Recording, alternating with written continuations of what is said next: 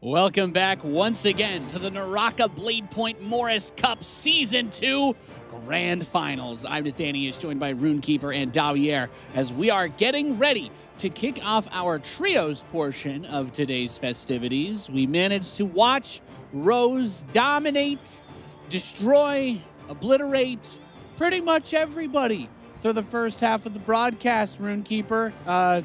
Rose just couldn't be stopped. Look, Rose in here, the last patch, right, we saw some changes with the Great Sword and all that stuff, and Rose showing why it's so strong right now, using the stone form, getting in there, and also just sliding in, just like the slyest person you've ever seen, hitting those little drive-bys, just bop, and then you see him in frame, and then they're gone, and you just see him on the kill feed.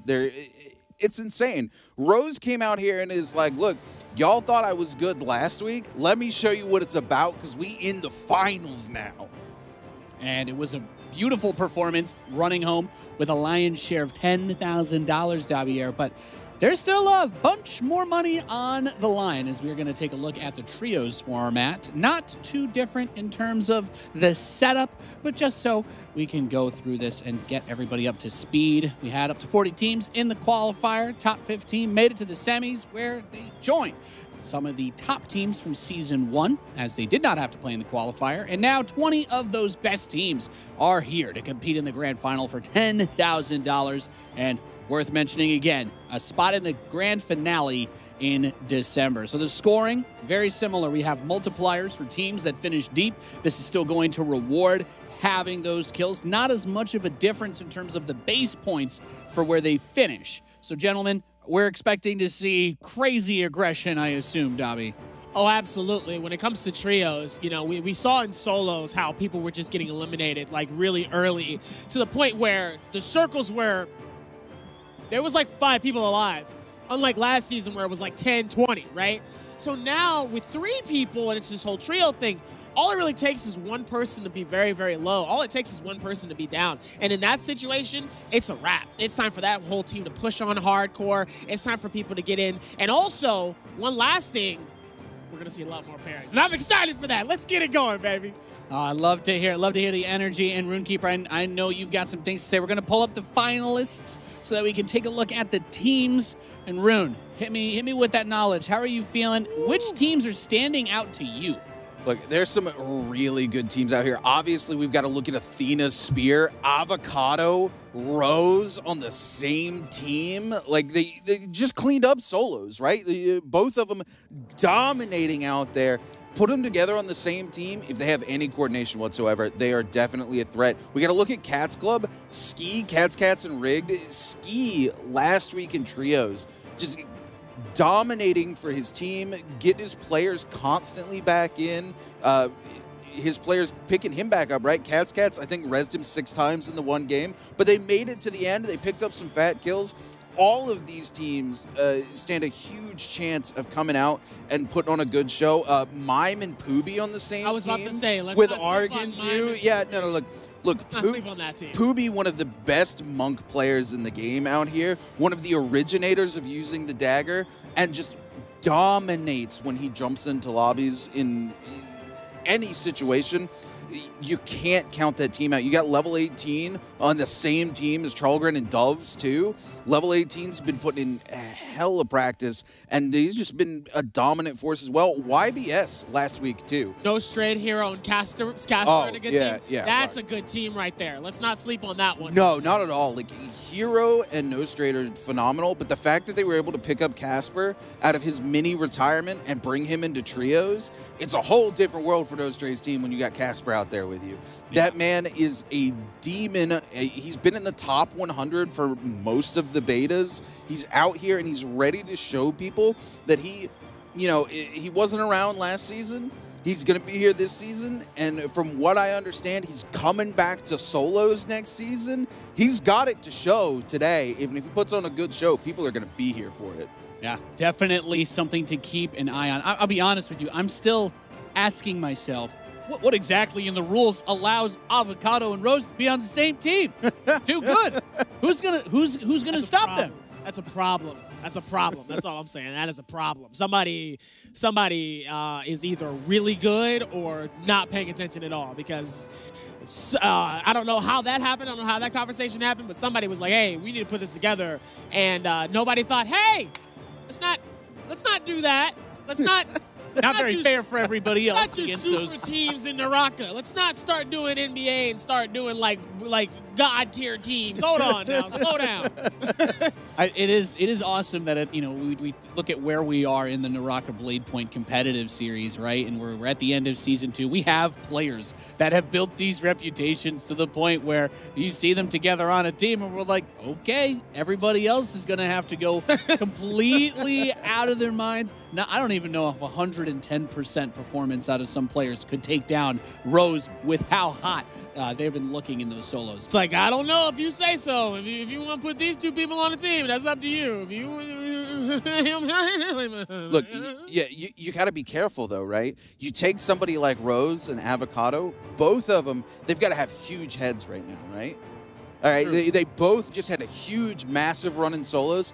Imagine Avocado trying to shot call in that team right now, and Rose being like, nah, we're going to do what I want to do. You got to be careful when you build those, like, the dream teams as it is, because those egos, right? You've got to be able to balance those egos. And beforehand, if you're coming into that match, you have to sit down and have that discussion and be like, this person is the one calling the shots, because if you don't, and those egos start bumping heads, you get that breakdown of communication, and then it's all over. Listen, all I'm saying is when you have two people like that know what they're doing, I don't even think it's about calls until it's close to probably the end. I think it's all about who can hold their own and who's also good enough to. I can see them doing like a whole thing like, hey. I put money on it, you go down first. Oh, really? Oh, bet. I'll put money, you going down first, actually. And then it just becomes a rivalry. Then things escalate way too quick. Now you see how we have a problem? Because now we have two people that are at this war that's on the same team. And then now they start going at it. And now one's got 9 kills, one's got 10. And somebody's looking down like, hey, you looking kind of low down there. I don't know. What Dobby's saying here is they're making it everybody else's problem. Right now. Yes. You come to me, I'm going to see you there, buddy. How you doing? I'm sure that we're going to get some really good games out of them. I'm also excited whether we're going to have, the Karumis mixed in, the Valdas. Where are the compositions going to end up? Find out now as we go into the first game of our Trios Grand Finals. Dobby, Rune, take it away.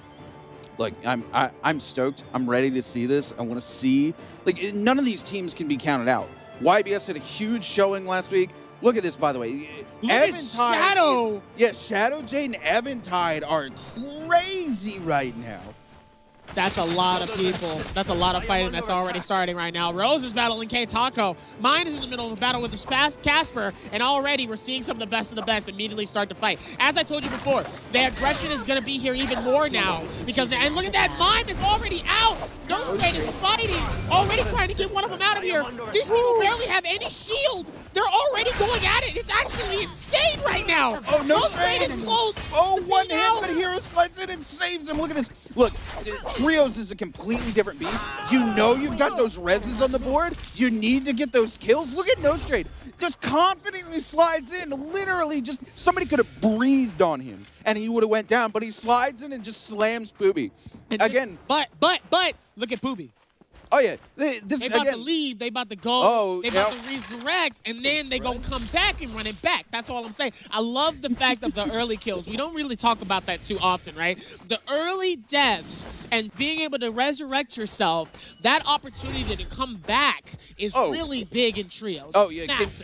Especially with the format change, right? You're able to know. You can confidently take those fights and go, look, even if I'm at a breadth of HP, if I can secure a kill here, even if I die, it doesn't matter. Either my team reses me, or we can go group res, and we've secured, 6 points, 3 points for our team already? That's huge. Also, can we talk about this person's name, Send Ludes? I love it. Somebody plays VR chat. Anyway, Pyro Simp here going down to Send Ludes with it. Just a huge, quick out from the white katana.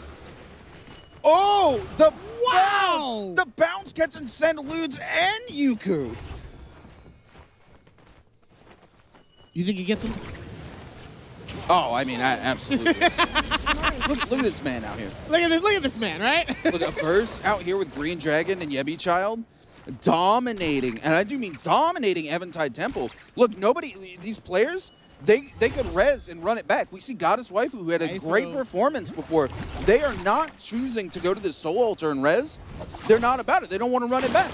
Nope, they don't want to run it back, which is actually probably the smartest play, because once you get resurrected, you got to restart over from the top here. Oh. And a verse just absolutely dominating with their team. Look, we're going to see this team, and it's going to be fun to see. Mime is alive. Pubi and Argon are already down. They have to actually get revived. By the way, did you notice a verse 4 kills on the board already? Huge points for their team 4 already. kills. Wow, that's King catching a great charge right there and just picking that kill up right off the side of the wall. Will 1v1 and Rezo here backing him up as he goes in on this team. Soul Jade absolutely lit. Of course, they have the bounty on this player here, so killing them not only gets them some extra points here, but gets them some much needed money. They're all sitting on about 2K. That's enough to get like a Soul Jade bag upgrade, but they, that's probably not a lot in trios. Upgrade too. Yeah. Probably a backpack upgrade too as well. But if they pick up their bounty here, that's an extra 6K for each of them. That's huge. That is absolutely massive. Even just the thought of those extra points are really good, because you never know what those next look at the chase from King here. Where did, again, the Matari. No, but he still manages to find him. They don't have a chance to pot up because they got stuck to the side of the wall. King here hitting him with the double longsword slash into the uppercut combo and holding them under the stairs. King also rocking a quadra kill, 4 kills for his team. That's massive points, and he just picks up the bounty. That is massive. Already getting 4 kills. Like we said before, that aggression is going to be a lot more even now with trios, because now you have extra teammates to back you up in certain fights. And not only that, we saw the first couple of fights and no one had shield at all. They just went straight for it. Oh my god, a huge ult from Panda here, but it doesn't matter. Jaja with ult coming out. How many people just got locked down? We can't see. We see Kairos pick up a kill on the Will 1v1. King almost dead here to Kairos. King with the 4 kills. Does he go down here? King can't get away, and he does go down to Panda is a potato. Massive ults coming out. What a beautiful ult timing too, by the way. That was amazing to do that right at that time when the rest of the team really needed support, and being able to blind them. And then also Jaja coming in with that insane ulti timing too. We see another Viper ult coming out here. Kairos with them getting away. Jaja just trying to kill him before the ult goes off. Doesn't quite get it, and Jaja goes down. But it doesn't matter because Kairos comes in and cleans it up, and Jaja is going to get resurrected by his teammate. Unbelievable. Oh, we're going into another one. Rose is able to pick up a kill from Soul. Rose is low, goes for the heal. The Karumi ult saving Rose here. Huge damage for them. K-Taco trying to get away from this desperately.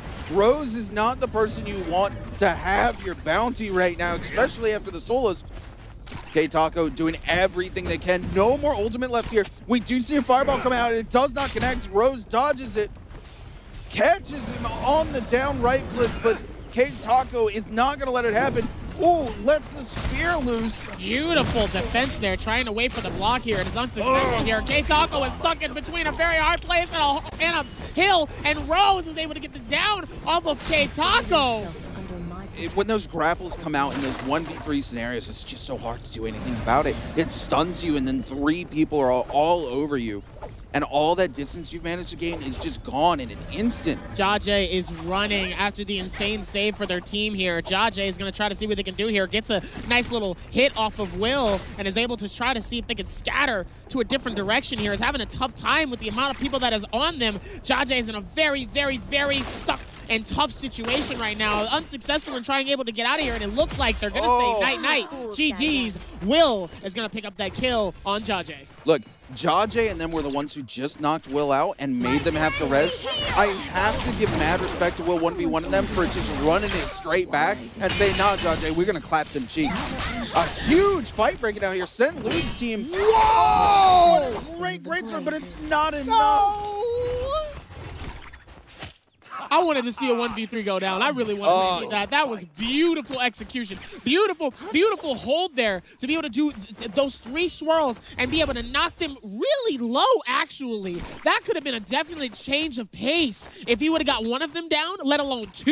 Ooh, that would have been a real good look. You turn a fight instantly. The greatsword's such a great 1v3 weapon. It's high risk, high reward, right? Because it's very easily parryable. But if you catch a team sleeping with it, you can knock 2 players out and you've turned it into a 1v1, and then all of a sudden your team's back into this fight.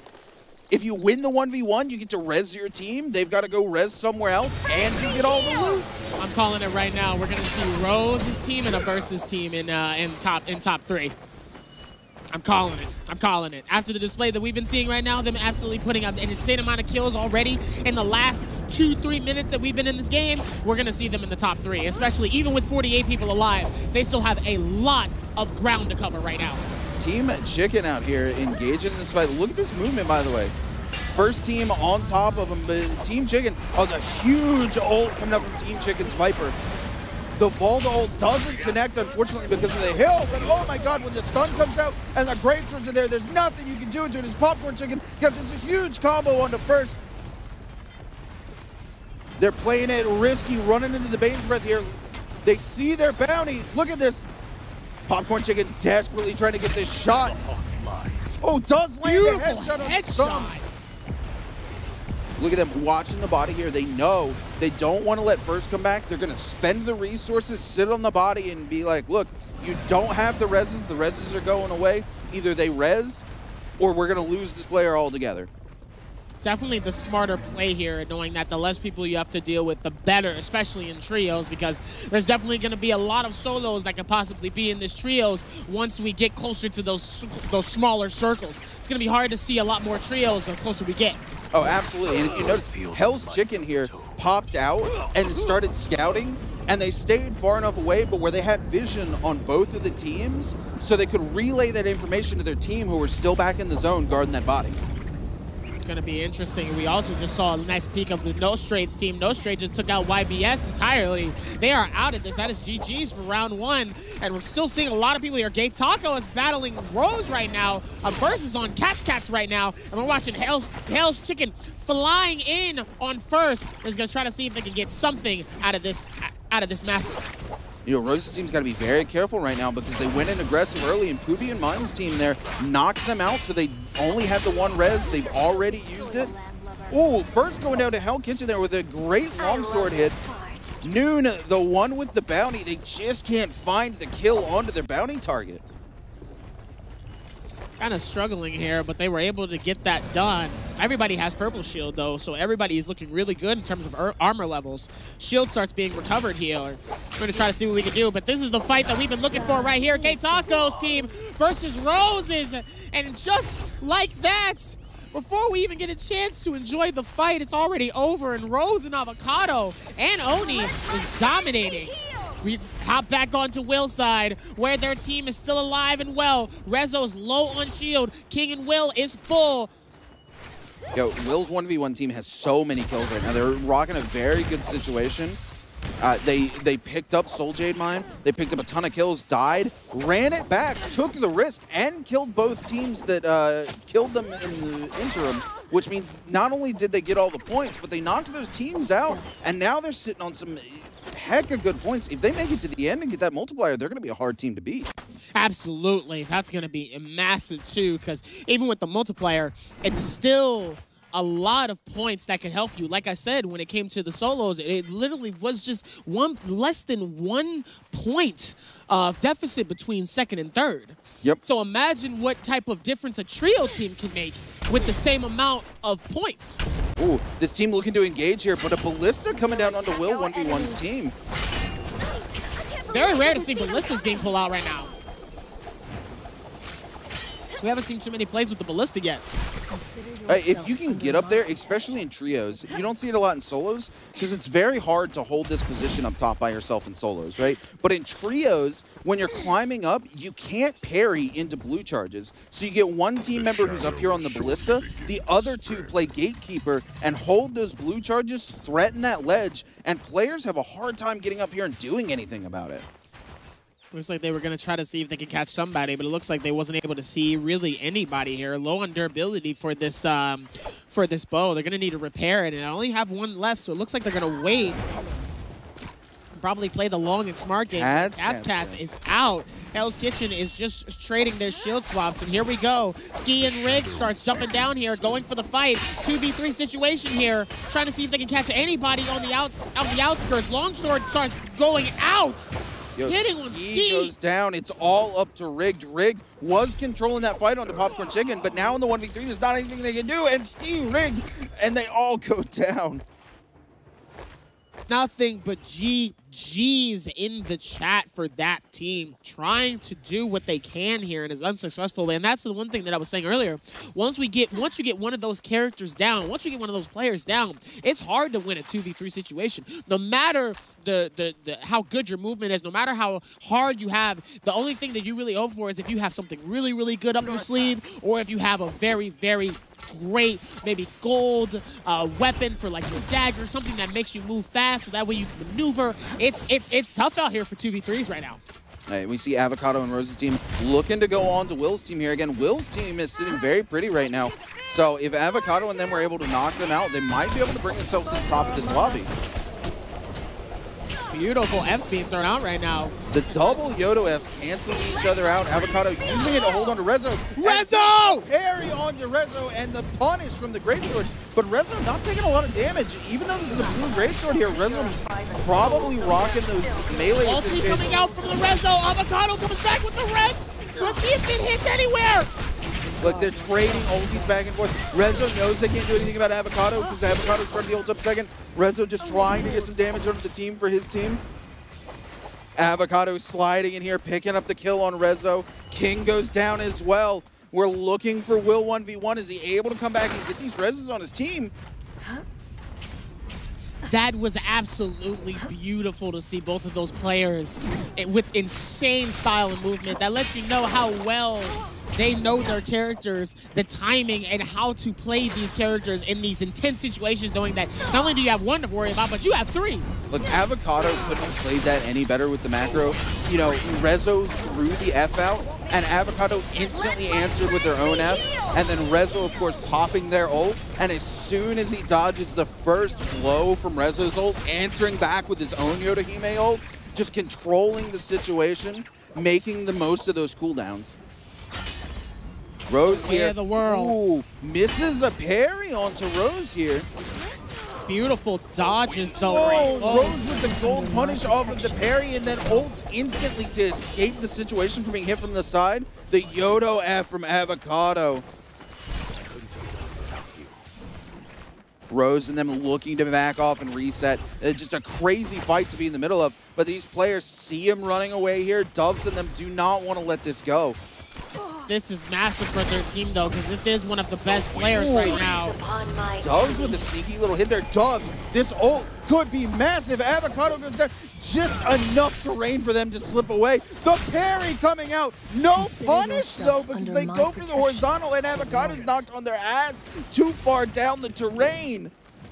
These parries are absolutely incredible. What's only more impressive is the recovery that they have. Most of the time when it comes to a parry, it's really hard to be able to get out of that good recovery, but the movement is doing incredible. And here goes the large ult from 18 here, and it's out.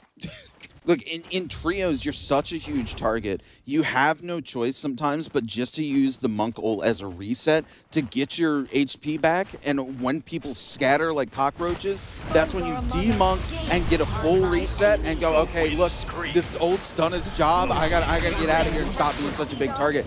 Huge ult coming out from McFlurry's team here. In the middle of a second ult, we see that Viper Tumult combo we love so much, and they are making the most of it into the Dragon's Rush. Nessus might locking these players in the air. We see Saber go down.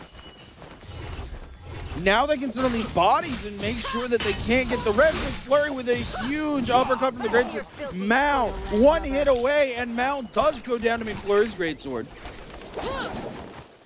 Absolutely insane. Even just the whole watching of just how many people were fighting at the same time and trying to keep up with as many people as possible. That was insane. Look, we talked about players making big comebacks, right? Last season, McFlurry's team did not do very hot during the first match for trios, and then they come back and pull a massive 28-kill game and bring it back.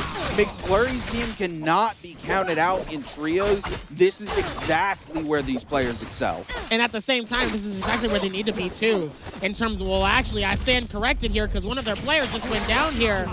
And now it's time to see if they can do something about it. McFlurry knocked into the zone super low. Chalgren's going to go down to the zone, unfortunately. It's up to Dubs, level 18, who knocked McFlurry out. One player left on McFlurry's team, and level 18 is all over them for Lorelorn.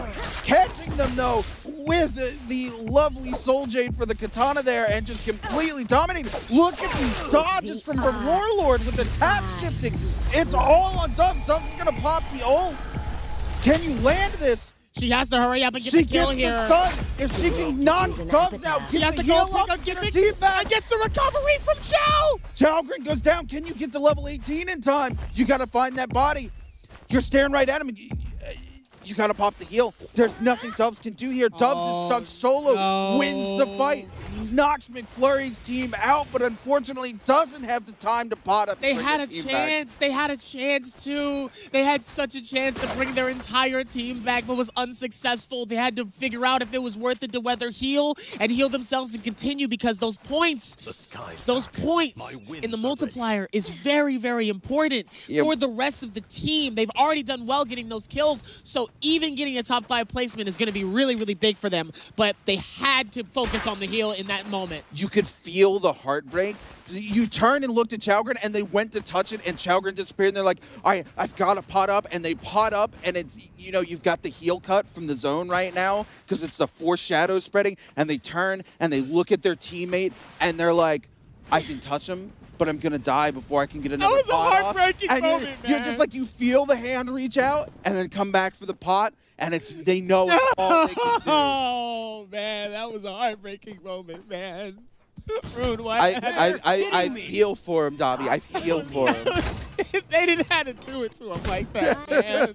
That was too hard to watch, bro. I can't. Avocado's here, team being shot by the ballista, and Avocado catches a headshot with the bow back onto the player on the ballista. Avocado being like, yeah, yours might be bigger, but mine's more accurate. That was kind of impressive here. I could see them kind of like just messing with him a little bit, like, hey, buddy, how you doing? Don't think we don't see you up there. And it made him actually back off. Bow shots. It made him actually back off. Shadow will shortly begin. They were like, let's not peek that, you know? Like, look like sitting ducks out here. Let's not peek that anymore. I mean, Theopolis there peeked it, throws the shot out, doesn't connect with it, and then Avocado just returns and headshots him right off of it. I would be fearing to peek that too. Those headshots from those bows, if Avocado has a gold bow and lands a headshot on you, your team's going to get pushed, and it's going to be the end of the game. All I'm saying is, can I get a heart spam in chat for that one team that we just watched? Oh, we got just I need some Fs in chat. We got to pay respects. Can I get some hearts or some F spams in chat? I need like a little bit of love after that. That kind of broke my heart a little bit. I almost wanted to cry. A tear almost dropped. I won't lie. I had to wipe it off, and I didn't want to. That was tough to watch, man. Can you imagine Rose and Avocado right now? They walked away with money from the last round. They know they're qualified in solos. If they dominate this game the way that Rose and Avocado dominated solos, they walk away with both prize monies, qualify for solos and trios. It'd just be massive for them. That's a big confidence booster going in with your team, knowing like, hey, we might be the best of the best in solos, but together we're absolutely unstoppable here. Looks like we got a little bit of some bush dwellers, but it's okay. You know, nothing wrong with being smart here with your next couple of plays. Looks like they're in a duo, so it might be better here. Teen is caught in a rough situation here. Gonna try to see if they can pop their ult and get out of here, but it's unsuccessful. Rose, Avocado, and Oni is destroying this lobby. The circle is slowly closing in. We are at 10 people alive. Yeah. 10 players alive here. Look at this, look at this, look at this. We have a solo. We have about 3 duos. Wait, no, that's about 4 duos. So there's 4 duos. It's about 4 duos. No. Yeah, 4 duos, 2 solos. Yep. Look, again, and of course, Avocado and Rose team still fully together. These guys are going to have to work together to make something happen here. This is going to be an actually interesting circle here. It looks like Oni, Avocado, and Rose has the biggest advantage of all, but if they all come at them at the same time, this could be a different fight. Oh, you have to be very careful in this situation. You're the last trio left. You know all these duos and solo players are looking for that fight to start. You have to choose which fights you're engaging on here so carefully, because if you don't, you're going to find yourself on the tail end of 3 duos gunning for you because you're the last trio left. And being the last trio is going to be interesting, but what's even worse is being the last solo alive. Hero in the far left corner, gold shield, purple dagger, looks really good, but the Avocado, Rose, and Oni is up top with the massive arrows. They don't know what is going to be next, and look at this. They're already dominating the next people that they end up walking over to see. There goes the next. Rose, Oni is absolutely decimating. What do you even do in that situation? You get into the uppercut, the greatsword slams coming from the air down on top of you. When situations like that happen, you just hope that the other players have already got eliminated before you, so that way you can get the points. That's all you can really hope for. You just sit in the bush just like the other 2 players that we saw and just be like, please, if you can get us to at least 2nd or 3rd place, I will be very happy, and I will be okay going into the next fight. That's all I want to do. Even if I die, I just want to make sure that I can live. Rose's team out here trying to find all of these solos. They found him inside. Yep. Cobra here popping the Tarka ult, trying to get out here. The rest of their team, though, look, they see him in here. One Nighthawk sliding in through that tiny little crevice, smelling it. They're like, hey, buddy, what are you doing over here? What's happening? What's happening? How you doing? Rose playing gatekeeper on the edge of the circle here.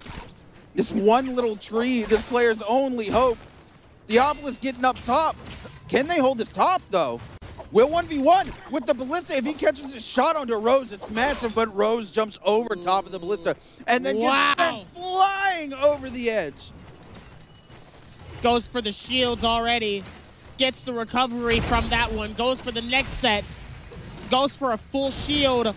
A lot of health as well. Goes for the shots. Theo is down, and Rose is able to get the kill off of Theo. Oh, no. Beautiful play here, and it's now Corybra going up against Rose here. Corybra stuck in a cold place. It does not look good for Corey. Corybra's exactly where you don't want to be. Hero popping the ult, but they have their own. They pump back the tumult.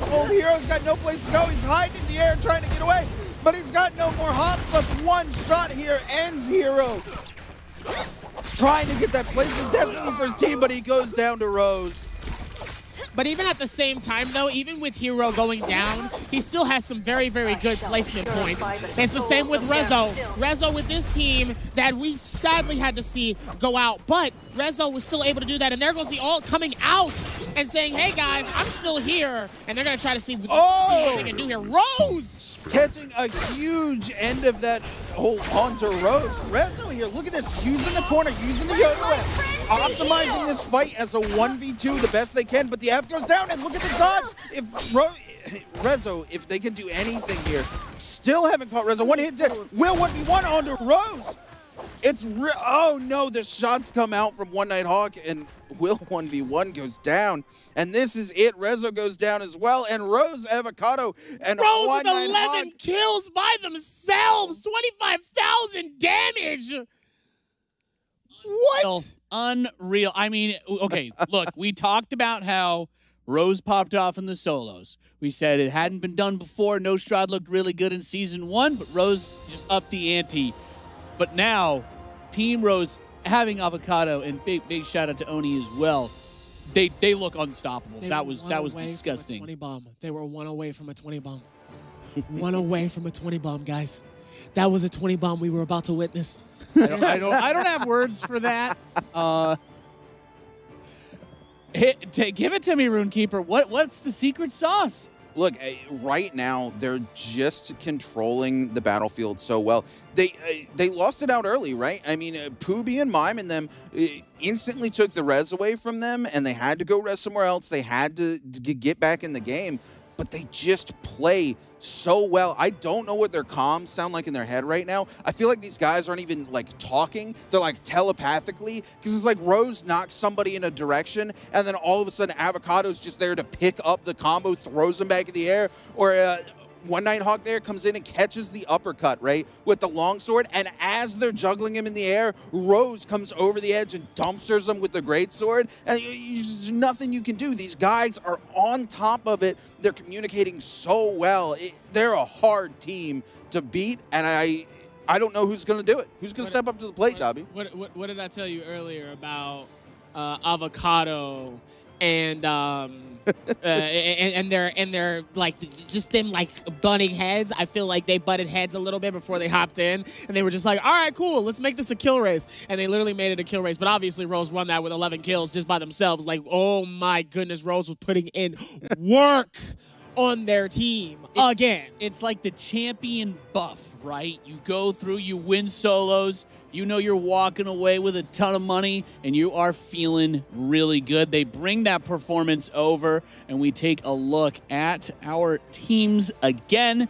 Of course, as we were talking about, Athena's Spear with Rose, Avocado, and Oni Nightwalk, they have just been incredibly, incredibly powerful, as we are going to check the scores for these teams in just a moment. And we have them listed by the team names. Athena's Spear, as we were saying, Rose and Avocado's team, no surprises here, Runekeeper. They're sitting up top pretty. Oh, yeah, no surprises whatsoever. But then in 30-minute QS, though, not that far behind, honestly. Yeah, a little 13-point gap. But as we've seen before, like, again, a 19-kill game, right? You're talking about the 20 bomb, but we've seen those teams come back and just dumpster the entire lobby, get a 28-kill game, and then if you win the lobby on top of that, it's very easy to climb back to the top of this leaderboard. Yeah, but as of right now, though, all eyes are on that team because they just absolutely dumpstered this entire lobby. I don't even think any of them went down at all. I don't even think there was a hesitation around that in any which way. Absolutely not. Just that cold killer confidence bringing them even closer to another big dub. Ladies and gentlemen, we're going to go to a break. When we return, we'll get into our second trios match. You're watching the Morus Cup Season 2 Grand Finals. Evasive maneuver.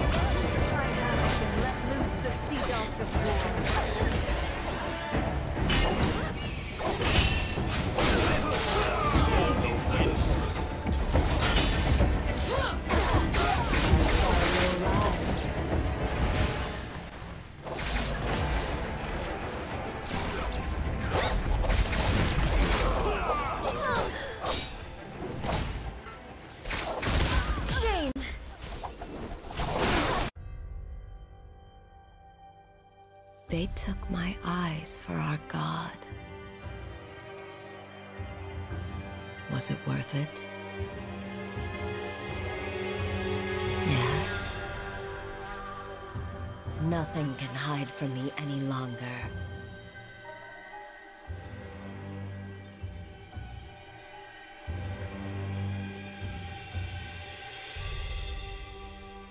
I now know I was merely a tool to my mother.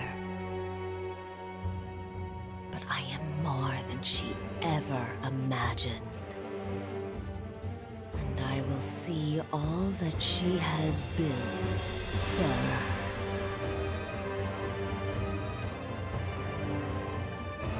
I am Viper Ning, the Crimson Knight.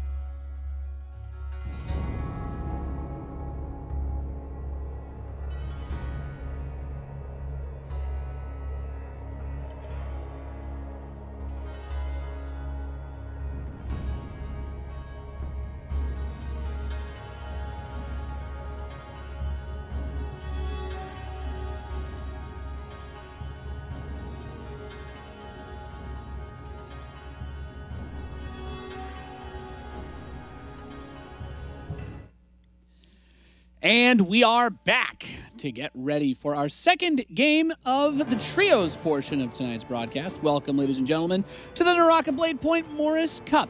I'm Nathanius, joined by Odin and Runekeeper, and we've had an exciting day of games so far, except there's only one problem. We have a player who is completely unstoppable. Not only did Rose dominate and take first place in a big stack of cash in the solos, but now teaming up with Avocado, one of the other top 3 players from the solos, and Oni, they have, they just kind of cruise controlled their way with a huge amount of kills to win that first trio round, Odin. 19 kills. You're telling me we let these guys get 19 kills? All I could see in chat was just like, everybody's just in disbelief that we've not only seen Rose just roll over everyone in solos, but say, yeah, we're going to do it again. We'll watch us do it a second time. Oni's going to be feeling pretty good about their chances of winning this tournament after watching the performance that Avocado and Rose put on in solos. Oh, man, these players, again, you're riding that high from solos already. Money in the bank, you know it's there, but then you come into trios and you're just like, watch me do it again. You ever played a game and you're just doing so good? You're just feeling yourself. Everything you do is just right. Now imagine if you were making $5,000 while you were doing that. You'd be feeling pretty good. That's some good momentum. Yeah. Like carrying yourself forward into the trios. And carrying a few zeros over on the bank account. Oh, yeah. Oh, yeah. Of course, we did finish our solos earlier, and it was Rose who came out on top of the champion, the lion's share, that 10,000. That's what we've been talking about. We have 2 more trios matches to go today, so we're all kind of asking ourselves, can they be stopped? If so, by whom? Who's going to step up to the plate and try to dethrone these Titans? I don't know anymore. I thought we had a lot of really good players, but Rose, they're just on this. Hold on. They've reached this other level. Odin, give it to me. We have some good players, and listen, trios is a lot more volatile. You would think solos is because you only got one chance and you go out, but people are very, very good at getting away from a single player. But it's very different when you got a whole team hunting you down. And the thing is, with trios, we've seen a lot of upsets. We always see this first game, one team just goes crazy. It's like, who could possibly top this? And then the next game's like, hold my beer. It's our turn. We saw this happen last series. It was 19 kills in the first game, 28 kills in the next game. And we were just like, oh, okay. Yeah, I guess that's how it's going to be now. Again, that's why I said you can't count on McFlurry's team because, again, they like you said, 19 kills in the first game, and then McFlurry and their team came back, and we were like, there's no way anybody climbs the leaderboard. McFlurry and them over here like, bet. And then, again, Nostrad, Hero, and Casper's team, again, it's still very close behind them on the leaderboard. Very strong players. And then you got to give it to Mime, Poopy, and Argon. We're talking about who can stop them. If there wasn't Reses in Trio, obviously Mime, Poopy, and Argon stop them because in the very beginning of that match, no shields, everybody going at it, and they just wiped them off the board. We did see, we saw Casper's team doing pretty good at the start. They looked really solid. And if there is a team that I think might give Rose's team a run for the money, Casper's team I think could do it. Who's your favorite to win this? And you can't say Rose. Well, I really don't like being wrong, though. I'll give you my answer at the end of this round, perhaps. All right, that's fair. That's fair. Let's see who's going to show off this round. We've got about a minute while players get ready and the lobby boots up. So I do want to ask you a question, perhaps a little bit outside of just the strategy side of things. But as far as composition goes, in terms of the hero selection, was there anything that jumped out to you? I personally have my eyes on that Karumi when they made that big play on the tower under the ballista. Using the teleport to disengage from the bottom side was really fun. But was there anything else that we're kind of liking what we're seeing, Rune? All right, so again, with the last patch, we saw Tumulk and the Viper combo kind of fall out of favor because Tumulk's is so easy to just maneuver through it now, right? But this time around, the comps, people have been trying out different comps and stuff, but coming back to it again and again, we saw Tumulk Viper, and Tumulk Viper. If a comp tried works, and true. Yeah, if it ain't broke, don't fix it. You want to see more of that? Then how about the dagger forecast? Have we been able to mix up the weapons a little bit better? It's raining great swords. Hey, it's raining great swords. It is hailing great swords out here, Nate. That's what I like to hear. All right, well, it does look like our second trio match of the night is just about ready to get started. I hope you're all having a wonderful evening as we find out who's going to take home the Trios Championship tonight. Gentlemen, I'm going to kick it over to you. Good luck and have fun. Thanks, Nate. I'm very excited for this game because, honestly, Part of me. Wait a second. Okay, all right. It was just a little spectator bug there as we were loading in there. I looked for a second like somebody had already died, but no, it's not just yet. But honestly, I'm really excited about the fact that Rose's team is doing this insane work and just showing us a level of Naraka that we never thought was possible. But at the same time, they're kind of like a villain right now. Look, as far as I see it, they're the top of the mountain, right? Yeah. I want to see somebody come out of this in this second round, Hercules, and climb Mount Olympus. You know what I'm saying? I love Rose. I love Avocado's team. They've been showing a great level of play. But what a comeback story for somebody to climb that insurmountable mountain and just knock them out of this round. Asper already picking up a kill on the Goddess. The Theophilus picking up a kill on 2 MVP Navi there. One answer back, though. Are they actually going to be able to do anything here? It doesn't look like it. McFlurry picking up a kill as well as Panda Potato. A lot of action already this early in the game. No surprise. No straight picking a kill on the team. The feed is going crazy. Look at all these fights that just break out. You know you have the option to res here. You can take anything crazy. Anything can happen. Yeah, and just like that, we watched a couple of teams go down to Foral and Morus' team over here in Shipwreck Falls. Soul and K-Taco doing the 2v2 work. Wait a second. Did Soul and K-Taco 2v3 Casper's team? Look, imagine if these boys had their third right now. Soul and K-Taco are a force to be reckoned with. K-Taco's on the Target G again. That's my boy. We love to see it. We watched him in solos, right? We watched him play Tamulk 2 games in solos. In the third game, he just pulls out the target and is like, I'm done with this. Booby coming in here. Wait, Goddess Waifu going down again. I don't think that was a res. I think that was their soul altar. We hear the wheel going Bad down. news. Do we see any kills watching the kill feed to see if it happens? I'm still Nobody getting caught out here. Hell's Chicken picking up a kill on a Mime there. Argon and Poopy dangerously low, being chased down by some very strong full health opponents. This is not looking good. Poopy trying to threaten with the charge right click, but when you're this low, that's a risky game to play. He does a little bit of a mistake there with the right click, wasting a bit of time that he could have used to dip inside and get a heal off, but actually looks like he does get away. Hell's Kitchen on the Jaja, Cats on the Will 1v1. The aggression this early is just unreal, especially because of the format. See Hell's Kitchen pick up Pandas' Potato as well. Kyrosum coming over here. But wait, no, Pandas' Potato turning it. No, that's Popcorn Chicken. That's a huge pair on the Kyrosum to Bell. Pyro hits the bell, but it's that stop sign did nothing for him right there. It was already over. He said stop. They said we stopped a while back. Soul taking out the Ophiles as well. Man, this is chaos in Celestia. We're not used to seeing this much action in trios in Celestia. Of course, we talk all the time about how powerful the early aggression is as a team to secure the resources and take control of a vital area to get all the loot while still having that res from the Soul Altar on the table for your team to move to if things go wrong. Not to mention the kill points as well, which is huge in the format right now. It's surprising and it's not, which I feel like has kind of been the... This is the theme of today's games. It's surprising, but at the same time, I kind of expected it.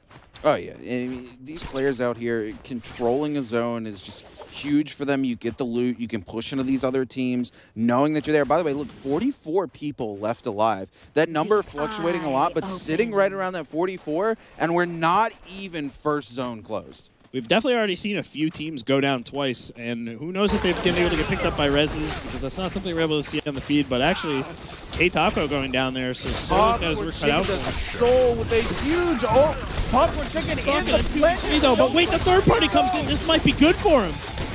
Can Soul get out of here? He does pick up a kill. Soul with 4 kills on the board right now, but Pooby does not let Soul escape. Soul does look like they have their altar, but Pooby getting taken out by Hell's Chicken in the background. The stun at the last second, stopping Pooby from getting the transformation off. So close. What a crazy fight down here. This is how Celestia devolves every time, right? These players are just in this gorge and they fight. There's no wheel left. They know there's all the cairns down here and all the res white coming onto Popcorn Chicken and the Karumi rezzing Pooby in the background here. These players aren't out yet. They're not ready to give it the Soul Altars. And they're wet in the fight. Hell's Kitchen coming in onto Pooby, who is going to monk up now. He says, you don't have the Viper Stun to stop me this time. If he can get this, he grabs Green Dragon. Argon here coming into the support. He's going to pop Green Dragon. Argon looking to jump onto that. Stun him so Pooby can pick him back up. This is big because mine was down. It looked like they might have been down for the count, but now they've turned around and it looks like they are on the attack here. Actually, maybe picking up a kill. This would be huge for them. Poobie with the constant grabs. Another kills down Yeye Child.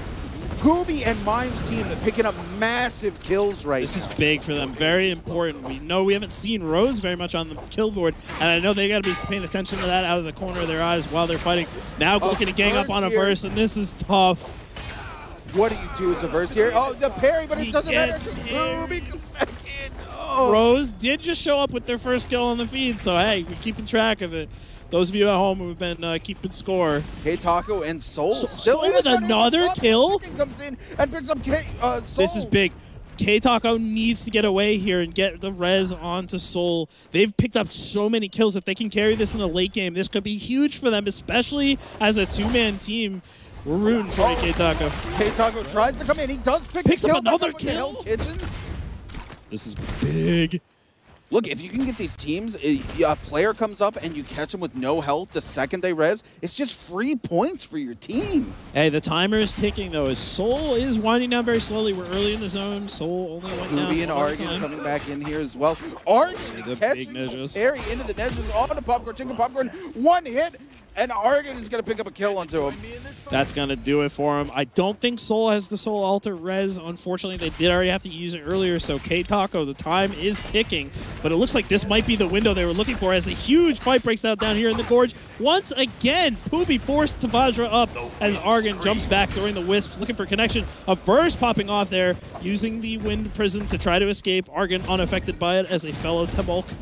Soul goes down permanently. Q-Taco's letting himself. Look at this. Poobie, though. We talk about how weak the Monk is, but Poobie he gets to such a consistently good player with the Monk. What are you doing to this man? He gets to, and that's huge. No fair picking up kills on the No Stride and Hero as well. The feed is going insane. The reses are now going to be coming off the table as people have already used them, or the zone is about to close. We have Towering Rage on the board as well. For those of you at home who haven't seen that in your games, the regeneration rate for your Rage is insanity, and that means ults left and right, and that has been what we've been seeing. Wind Prisons popping. Poobie monked up like, I don't know, 4 times in the span of 5 minutes. Hell's Kitchen is back here again. Poobie's team, though. Poobie, oh no, into the infinite combo from Boulder, but he sidesteps and manages to get the katana combo. He goes into the blue and takes down Hell's Kitchen. Huge there. It looks like one of his teammates is running the advanced heal or group heal, and Poobie actually got healed up in the middle of the fight. Not that he needed it, as he did secure the kill just on his own. But look at the ults coming in again. Another Wind Prison down here. The fighting never stops here in Celestia. This is the Fight Club. This is huge for Poobie's Mime team. All these reses, and they're constantly picking these kills back up. Did you see Argan go down? But a Verse and Yabi Child trying to get onto Poobie. Poobie doesn't care. Look, he's 88% back to Monk. He gets a couple hits onto a Verse here. He can Monk right back up. 100%. He just barely gets Yabi Child at the corner. He's got this. He can pick Argan back up, but no, he's going to go support Mime here. Green they want to shut this down, and they do. Mime picks off a Verse. This is insanity. Poobie and them, we talked about it. 19 kills. Are you serious? They're just dominating this entire lobby. That was disgusting. Listen, if you've played a lot of trios, you've probably been in a situation where you're just nonstop fighting and every team just keeps rolling up on you and they keep rolling up on you. But how about you have that fight while you're right below a res? So you got the Soul Alter and people are just trickling in nonstop. It felt like they were fighting for 5 straight minutes, just constantly clinging on. Moving over here, though, we have Sen Lutz's team, which my favorite to win this. Oh, yeah, right? Unfortunately, McFlurry does take him down with the Great Sword here. Again, McFlurry's team, another good team for this, but who could possibly pick up the kills to deal with all the kills that Poobie and Mime's team just picked up? I mean, McFlurry's got 4 kills. Who knows what the rest of the team looks like right now? This is an insanely high kill game for a couple teams. Rose's team actually hasn't shown up much on the board that we've been able to see in the middle of all this chaos. I may have missed something there. Parry comes out from level 18 onto McFlurry, and it's huge against the punish, but it's not enough. Frown Lord just using the Tumulk ult there to secure the kill. Didn't even want to risk it. The Towering Rage is available. You might as well just use it because it's going to be back in a few, like 30 seconds anyway. Do we see the 30 bomb this game? Because if Mime and Poobie's team, there's potential. If they continue to rock this lobby the way they locked Celestra, they could potentially pick up the first 30 bomb in the Morus Cup season. They can't be the only ones. We've seen a lot of people showing up with 3, 4 kills. Ski just picked up another kill there, taking out Saber in the meantime, using that Yoda Hime, the Spirit Slash.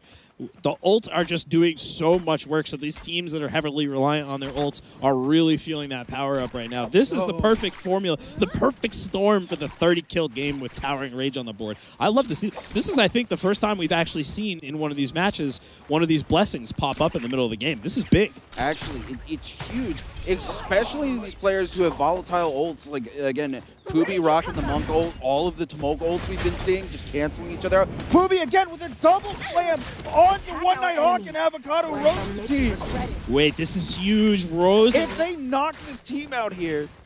This is so big. Oh, Rose and Oni both had purple armor, so they survived it. Pubi gets the parry on the Oni. This is huge. Rose is low, too, if they can get the kill on a Rose. Mime sees him. He's not going to let him get away.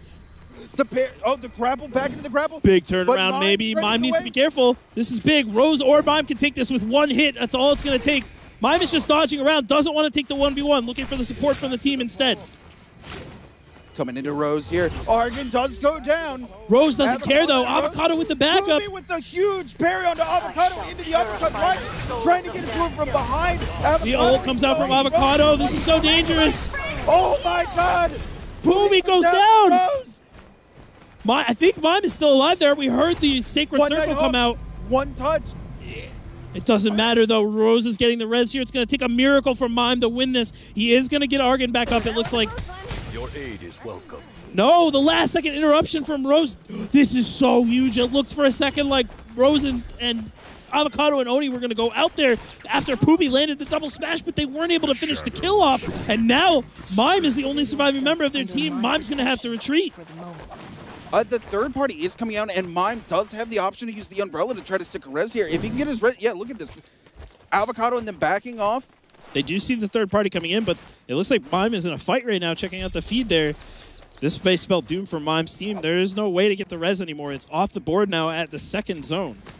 No, Argon here could come back into this, and if they make it into the late game with as many kills as they got, that multiplier is going to be massive for them this game. Yeah, this is all riding on whether or not Mime can survive here and get Argon back into the game. And even if he can't, if Mime can just survive to the late game, that could be the catalyst for the third game for them to put in the work they need. But let's not forget that Rose's team is the one that took them out, and they already had a few kills on the board that we saw, so we could continue to see the domination that we had in the first game from Rose's team. Oh, Rose here getting knocked out by somebody else's wisp. Thankfully, their own wisp blocking the ballista shot. Yeah, not something you see very often. There's a wisp blocking a ballista shot. It's not often that you have the wisps on when you get hit with a ballista. And also, hey, we got a Bane Breath on Feral Lord's team, and this is looking like an easy cleanup for them, because if you're the enemy team, your only option here is to run away. Either that or pop ult and engage, which actually it looks like YBS did pop the Spirit Slash. Oh, but they are caught by the Bane's Breath. They have to go inside. YBS doesn't go down to a parry. Oh my God. And McFlurry is going to be back in the game. For Alan Lord sneaking a nice little shot in there over the shoulder of the teammate at the last second. But look at all the people that we've seen coming up on the kill board here. Mime, unfortunately, does go down. Hopes dashed for the high score on this one, but they did have a lot of kills, so they've still got something to look forward to in the next game. This is definitely the start of a comeback, I would say, but you can't count out Rose's team. For Alan Lord's team, another favorite to win this. There's just so many strong players still alive right now that are going to guarantee securing more points by just getting to these final zones. This has been an insane match. I don't think we've ever seen so many kills come out in the very beginning. Everyone's playing this like it's game 2 is the last game. There's another game left, guys. Yeah, right, exactly. Look at these musket shots coming out. Everybody just trading musket shots at range here. Anybody trying to get an advantage. Pony taking a huge shot from Rigged over there. I like seeing a little bit more of this low risk, low engagement gameplay style. You know, you made it this far into the zone. Being conscious of the teams that could be around you and checking out the mini-mat there. We don't really see anything. None of that solos effect on the radar. But Will 1v1 is going to go down there. Rizzo, the last remaining member of that team, face down with a 3v1 in the storm. Just up at the corner of the circle here. Rizzo trying to give him the slip to hop around the rocks there. Not opting. Oh, actually fell for it. That was pretty good. Rizzo dipped through the bushes and then slipped just out of sight, so they thought Rizzo was hiding in the bushes there. It looks like Rizzo actually going to get away here because of that. Looks like he's actually getting the res on his team right now. I think so. Chalgren here on a One Nighthawk again. Rose's team finding themselves in a very precarious situation. One Nighthawk having to pop the ult, forcing it there, but Rose coming in. Chalgren getting the clutch. Doves getting the Dragon Dash into the Nez's might onto Rose. Missing a parry. Rose getting knocked up there, though. Oh, Doves connected with the Dragon Rush, but no Nez's might came out, and Doves goes down. Chalgren goes down, too. It is not to be the fated battle between Chalgren's team trying to avenge their teammate level 18 who went down to the 3v1. They didn't care. Rose used their numbers to the advantage. Their Oni managed to get healed up, get back into the fight. It is Kurumi. We've talked about the strength of the support in those situations. First team coming in here on the Skis team. Pwn knocked up. Oh, and the capitalization. They do have to teleport. One teleport down. Anything takes them down here. Rigged getting hit as well from some of those musket and bow shots. I think that was a musket. None of his armor went down. That's got to be... armor pierce, yeah. Yeah, armor pierce. That's big. If you're chasing opponents down that are low on HP because they tried to heal the armor first, that's typically the play from players. They go for the armor heal first. That's big if you can hit them with the armor piercer, especially if you've got Sunwing shot. It makes it so much easier to land those with the changes to the musket. First here in a bad situation, one player down as another team comes into third party this fight. Spam, getting them knocked out of the sky. It's so hard to escape from this situation. They're going to have to turn around and threaten something if they want to make some space for themselves. But it doesn't look like it's going to happen. For Allen, just keeping Pony locked down. Meowai goes down. Pony is by themselves. You have Allen Lord McFlurry. What do? You at the edge of the zone, ending shot, and McFlurry catches the bow shot out of the air. That was pretty clean. McFlurry landing a nice little snipe, kind of thread the needle there to land the shot while he was just in the air. And, you know, this is what we were talking about in the solos with being on the defensive, backing off. You know, when you're running away from somebody that's chasing you down, you got to threaten with those charge attacks because you need the opponent to be thinking about how they're attacking you. They shouldn't be able to just mindlessly spam grapples at you and chase you down. You got to give them something to worry about. And we saw it right there, how easy it is for teams to just gang up on somebody and spam those grapples if you're not threatening the focus. Look, this team here, again, Team 3, looking to go in on Rose and Avocado. This is not the team you want to engage in on. But the third party looking like it's going to come in? No, not at all. It's still Avocado and Rose's team just going in on Team 3 here. We see musket shots trading back and forth. Everybody here just trying to engage in range. Nobody wanting to commit because it's that stage of the game where a third party coming in from another team that has their ults up can cost you everything. And look, we still have Towering Rage on the board, which means those ults are a constant threat. So knowing that there's a team that could just roll up with triple ults at any moment while you're in the middle of using your ults on another team really makes this a lot scarier. You got to be really careful. And we actually, this is probably the second or third time we've seen the zone closing in this area. This nice wide open space, very little coverage, but just enough to sort of break up the line of sight so that guaranteed range damage isn't really there, but you can still threaten people. So we're watching everybody sort of rotate over here where there's more walls, houses, places that they can be safe from those third-party rangers. Oh, Team 3 hit some huge shots on the McFlurry. A bow shot, and it looked like a headshot from a musket at the exact same time. I think so. I saw some flames there, and it might have been the flame arrow here on the bow user. I'm not exactly sure. We'll have to take a look at that again. But yeah, a lot of damage coming out from them. Very accurate with these shots. You know, it can never be understated how powerful it is to land those ranged shots and then just immediately be able to follow that up. Like, just get in there and capitalize on their weakness while they're like, okay, we got a second to heal before they get over here, and all of a sudden you're right in their face. Talk about how the meta swapped up a little bit, right? Again, a lot of these players still opting for that sort of meta where they come in with a ranged weapon, they pop somebody's armor, and then they engage off of it. But a lot of these players have gotten so good doing things like flicks as if they were playing something like a first-person shooter, and they get these players really low. These players go to pop out, and they just predict the Matari teleport, and they're like, doink. It's not as easy to escape with Matari anymore. After the 1,000th time you've seen a Matari teleport straight up into the sky, you kind of expect it. All right, so we only have 13 players left alive in this Zone 4 here, which is spreading soon. Again, this change up in the formula, giving so much more reward to kills, is really giving us a lot more room in these final circles. Not so much of this this three-man wrecking ball that just slowly travels around the outside of tiny circles, picking up people and killing them on the way. But as the zone closes, we get these more intense, close-quarters team fights, which is what everybody loves to see in the final zones. And I'm hoping we're going to get to see one of those with Rose's team. Maybe somebody can challenge them and take them out. make a statement. Speaking of Rose's team, can we talk about Avocado's movement here? The ability to shift in, get those bow shots off so quick, and then shift around, but still keeping visual on the enemy team while putting terrain between themselves. The movement is so fluid here. Avocado has had to have been practicing the bow before this match started. There is a reason Avocado was second in solos. Avocado is very good at keeping stock of the situation, always looking over their shoulder, keeping tabs on what their enemy is doing. I mean, this is a nightmare. If you walk into this team, you see Oni, Rose, and Avocado on a team, you're like, this isn't fair.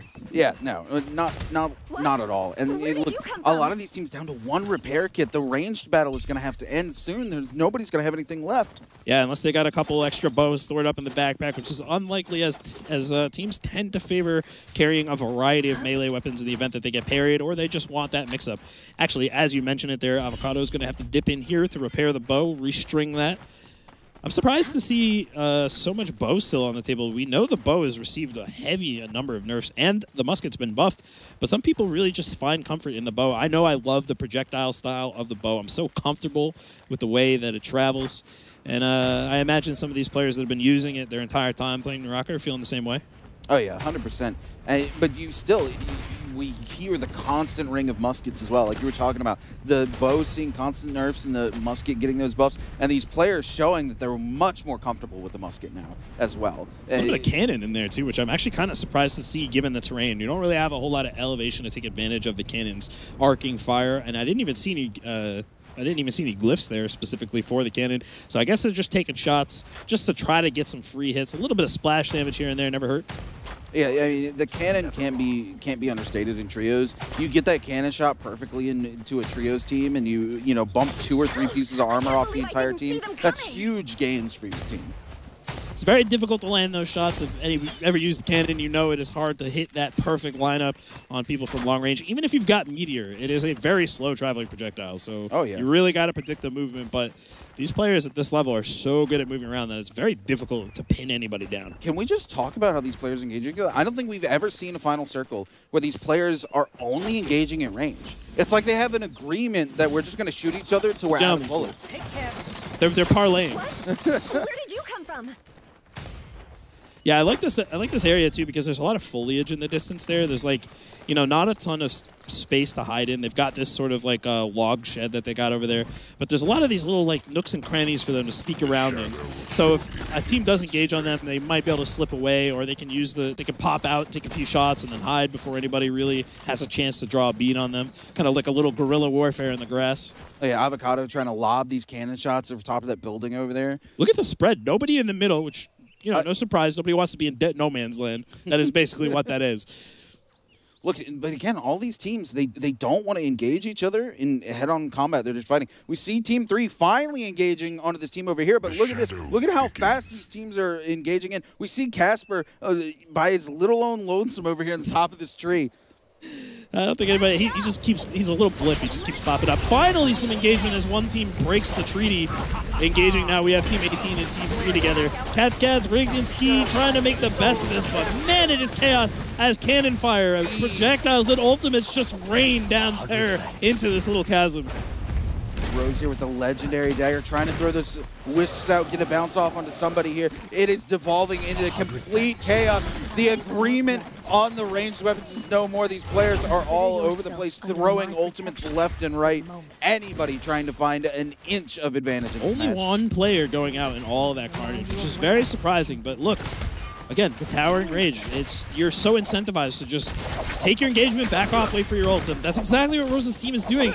Rose is doing, okay, this is very smart from Rose. Using that Phoenix Blast to try to get some damage in, wait till somebody's low, and then just as soon as you see the golden opportunity, pop that ult, commit to it, and take that team out. That is what Rose's team is looking for right now. Look, we've got one team left in this little hut here, Rose's team, and them trying to find any way in onto Casper and Ski here. Or Cats, I apologize. Oh, but the wisp! Wisps at the last the second bounce came off through the the edge window. of the window. What kind of geometry was that? This dude's a Hanzo, man. We're seeing what Nate wanted here, of course, the Flamer coming out in this match. This is big, though. They're not going to be able to interrupt this. All they can do is back off. Rose dips into the bush, but it wasn't quick enough. This is so big. McFlurry looking to pick up Rose. Oh my god, just at the last second avoiding the huge sword there. McFlurry with the ult coming out. Rose so low, but he looks like he's going to get a pot off onto McFlurry, and he does catch the whip of it. Rose turns it around on McFlurry with the wisp, that tracking on the bounce. Does a 180 and takes him out. So close to going down from that Viper ult, but Rose clinging. This is just the impossible to kill player. What is this player? Rose has got some kind of divine intervention to live through all of this insanity. The Spirit Slash coming out from Ski, trying to avenge his teammates. Can it do it?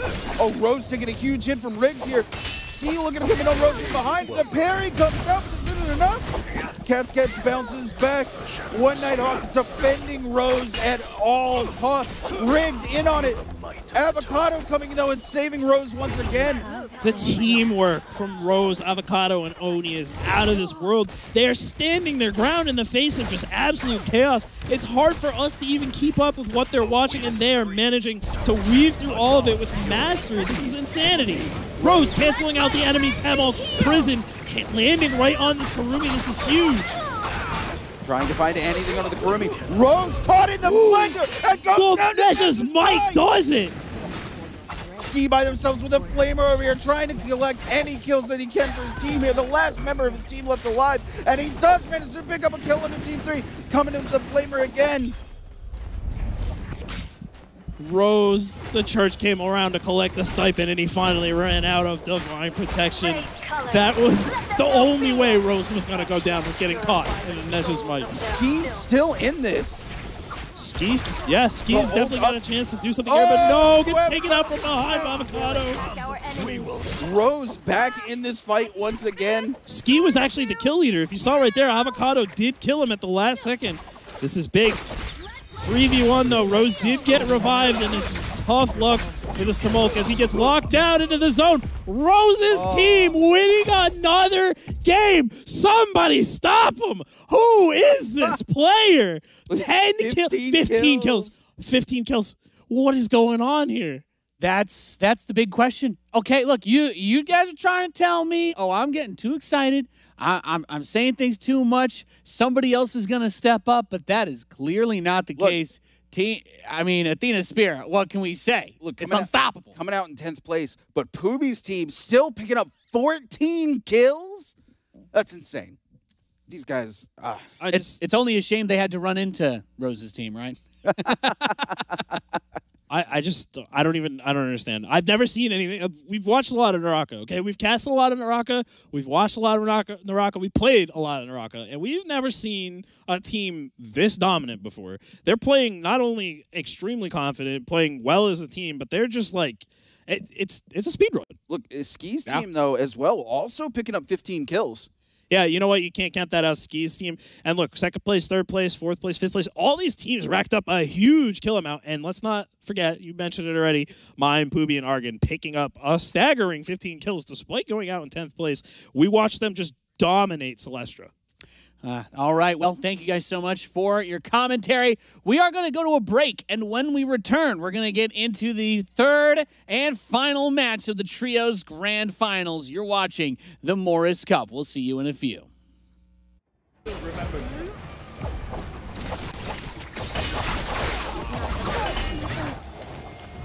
Chug, chug, chug!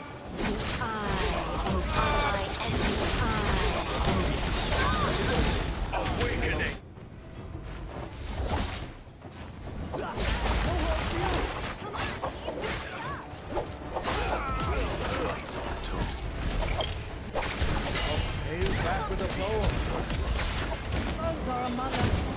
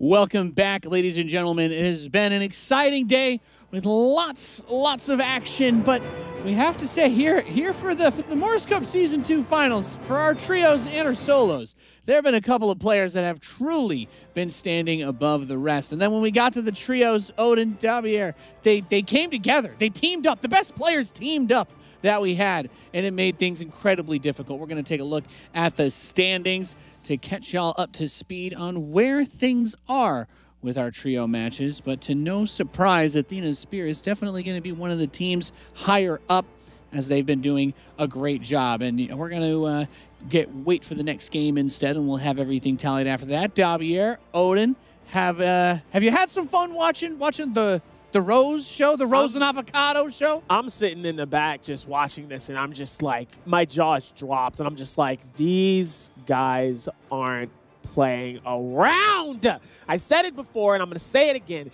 They're putting the gas to the pedal to the metal. I was not playing when I said that. I meant that, and I'm proud to know that they listened to me, and they was watching the broadcast before they even started, and now they're going, and they haven't stopped. Are you the one giving them all this energy? Like, what's going on here? Listen, I'm not doing anything. I'm just here to be a caster and a host for Naraka Blade Point for Morus Cup Finals. That's all I'm here for. That's all I'm here to do. Listen. And sometimes when I'm right, I'm right. I just want to be clear. I do want to see someone take them down just because I love a good hero story, a good underdog story. But at the same time, I gotta respect the absolute insanity, the teamwork, the coordination, the control.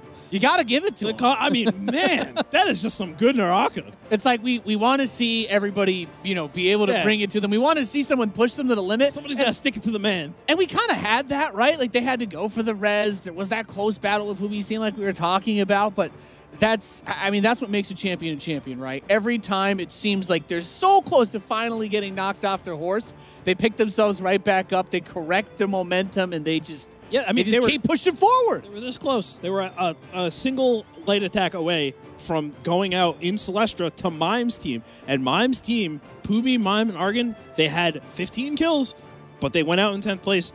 That would have been a totally different second game. And now you got to be thinking, third game, Mime, Pubi, and Argon, they've got something to prove here, and I think they could do it. You know what? You know what's like really, really funny? Isn't it funny how it took 3 people to even down Rose and they still was able to get him back?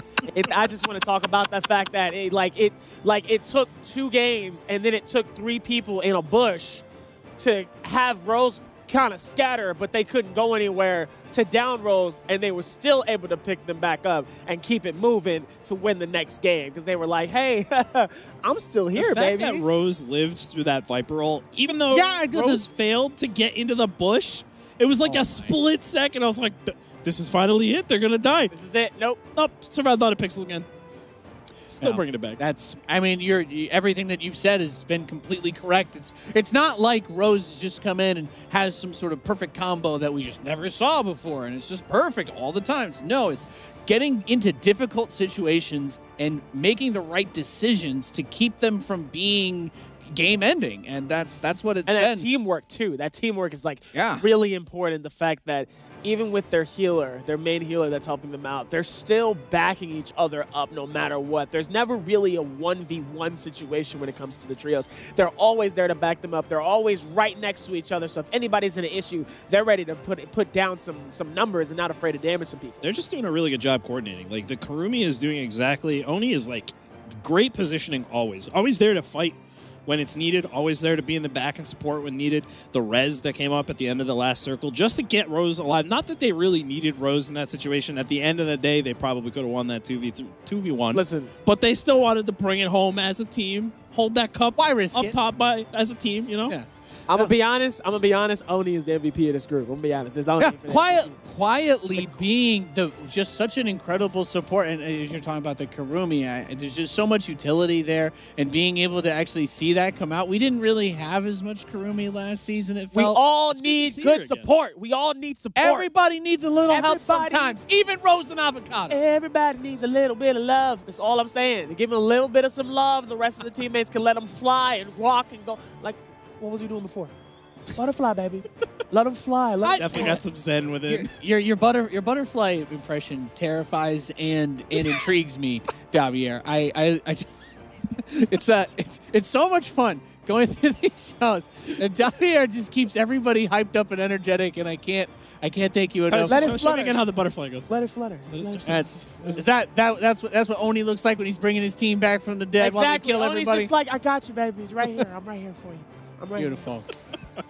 Beautiful butterflies, Odin. Oh, thank you, Nate. I learned from a master. Hey, let's go, baby. So we go into game 3, right? We're getting ready for that. It's still being set up. But if you're one of the other teams, what do you do now? I mean, we talked about how in the solos, after the first two games, Rose was kind of untouchable. People were joking about how they could go AFK and still win.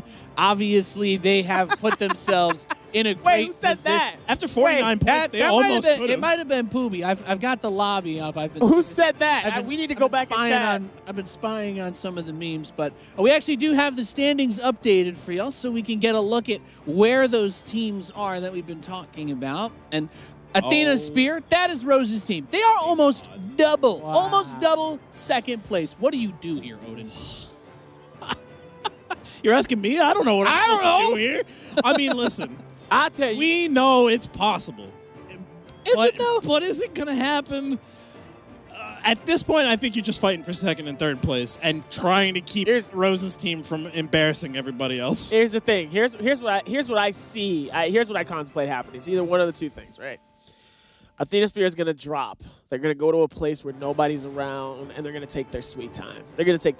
Or some teams might come drop hot on them and just start going ham on Athena's to get them out as early as possible. That is one of the only few things that I can see happening where they go, we need to take this team out. I want to give a special shout out. I want to give a special shout out because we've seen a two-man team putting in some incredible work. K-Taco and Soul are 2v3. Yeah. They don't have a third. They're just going in with 2, and they still did some crazy work in Celestra, and it looks like they could get some pretty good points and move up the standings. I mean, if we see a two-man team get second or third place, I don't know. We doing shout-outs? I like to shout out my mom. I love you. Dad, I love you. Everybody at home. The Volpine group, how y'all doing? I love you. Hey, you got anybody you want to shout out while we wait for the Rose show to begin again? I would just say thank you to everybody who's been tuning in. I hope that you've been enjoying our final broadcast. Thank you to the people watching. It's been a lot of fun over here. I hope you. I don't know if you could tell. We're having fun here. We all getting to hang out in person and just talk about some good action-packed Naraka games. Let's face it. It's been a hell of a Saturday night. Shout out to the production team that's been working behind this. Shout out to Naraka Blade Point that has put on an incredible tournament so far. We're already into season 2. We got season 3 next month. Right back here again doing this as always, and thank you guys for having us, and thank you to people who tune in, who like watching Naraka, who likes watching us talk about this and be obsessed over these plays and these parries and the flame bringers and all this stuff. Dobby getting crazy about every single game. The passion is here, and you let us fly like butterflies. Cue us away, baby. Cue us away. Oh. Well, the game will be starting soon. We've gotten almost there to the precipice, and is there anything else left to see? I feel like you, Dobby, you mentioned it when we got to the end of the solos, that maybe it's just keep pushing the gas. Just don't let up. Don't change the game plan. Why? Steamroll through. That's what Rose did at the end of solos. If it ain't broke, don't fix it, baby. I find myself hard-pressed to disagree. I mean, when the man's right, he's right. That's true. That's very true. And I am looking forward to seeing what it is that Athena Spear will bring out, or if anybody could topple them early, as Game 3 is ready. Gentlemen, take it away. Appreciate you, Nate. Dobby, are you ready for what is going to be the most insane game that we have seen? I'm ready. In a very long time, because listen, we know that Rose's team is all the way at the top of Mount Olympus, and who is going to take them down, if anyone can possibly do it? Who is going to do it? This is either ending the same way, or this is ending in and look what I'm saying right now.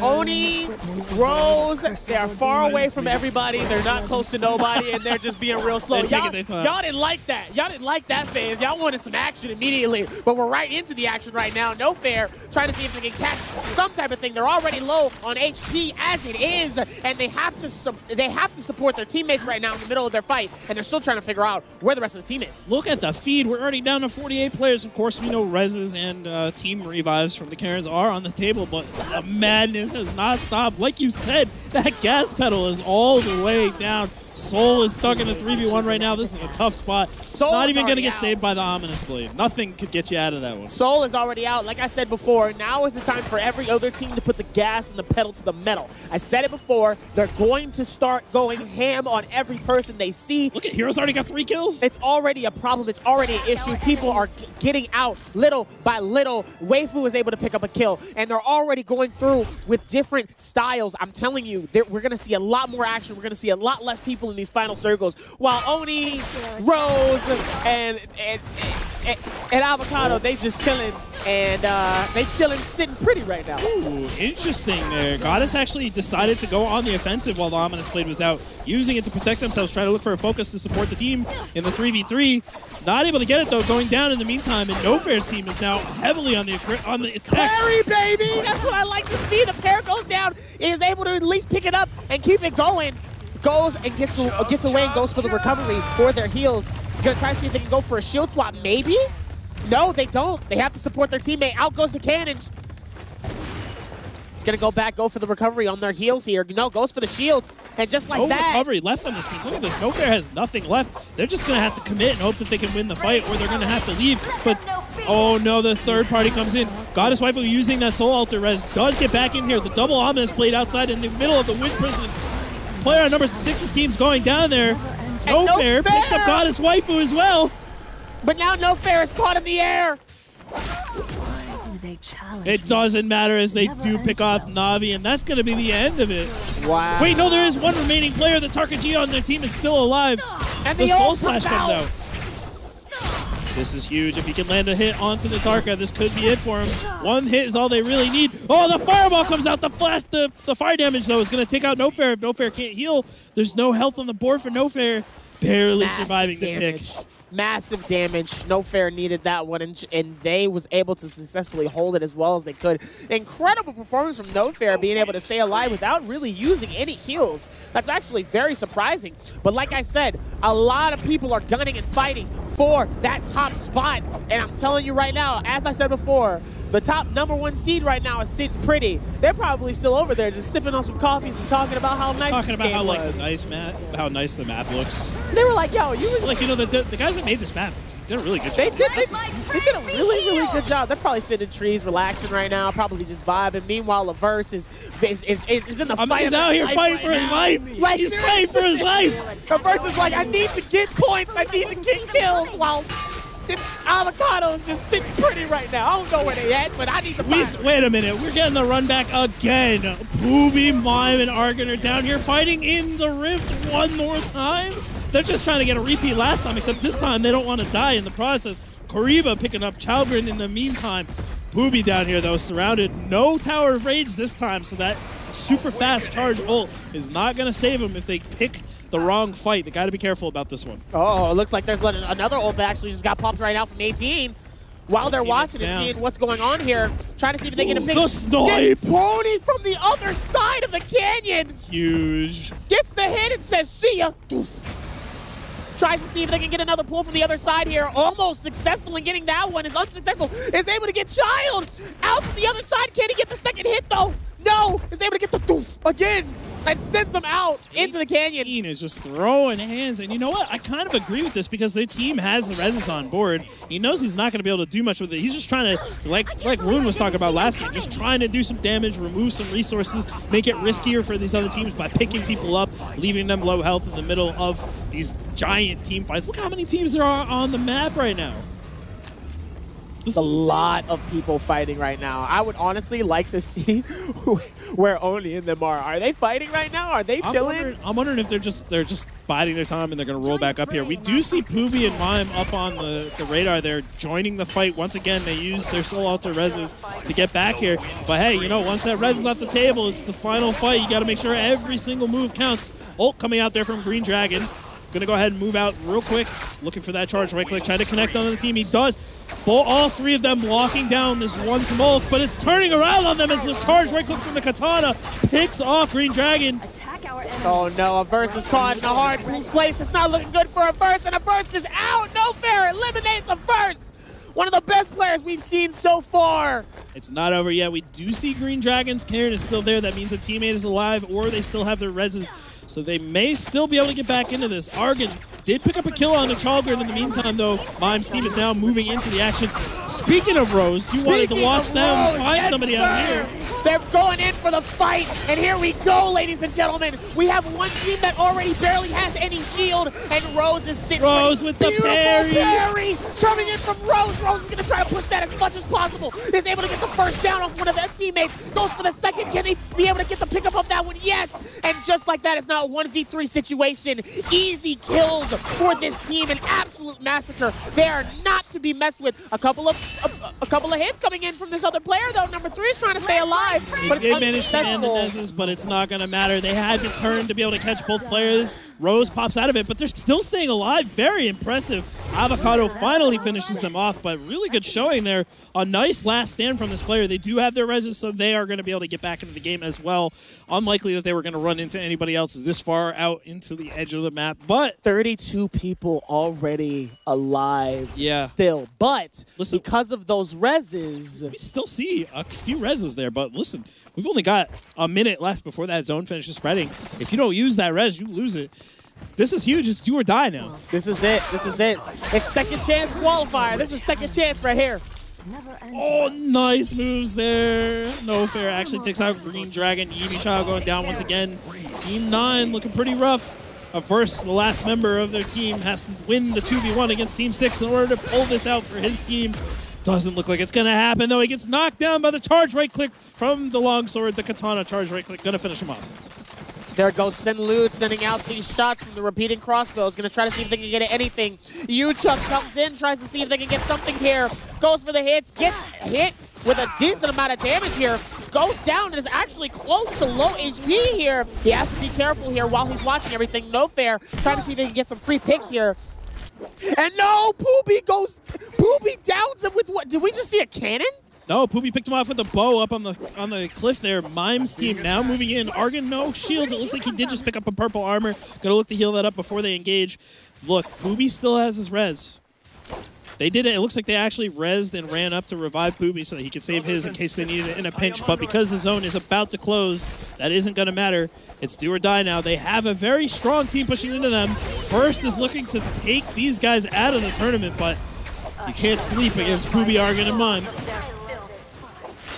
Ulti comes out, though. Shots coming in. Mime gets hit as they're trying to rotate into the open area. Gets the third party big for them. This is 3 people on Mime. Can Mime escape here? The umbrella does go up. He's going to have the ability to teleport back to that if things get hairy, but this is really bad for them. Poopy and Argon. Poopy was forced to use the Vajra ult there, but he always escapes with so little health. This is so bad for them. This is risky territory now. We're now in Shadow 2 as it's going to start spreading here in the next 3 minutes. But now the resurrection is no longer done. If you have not been resurrected, then I'm sorry to say that you are out of the Trios tournament. GG's to you with 32 people alive here. All resurrections are now gone. All attempts to be alive is finished. And now it is Finesto for the chance of a comeback. Listen, they made the right... I think they had the right plan there by picking up Poopy to keep his res on the table just in case they were going to get away with some kind of last-minute, last-second, sneaky little res to keep their team in the game. But actually, right now, we're seeing Hero, Casper, and Nostrade putting in some incredible work. We see them continuously popping up on the kill feed, and they've been doing really well throughout this series. They're certainly poised to take a second or third place spot if they can put together a good high-kill game this time around.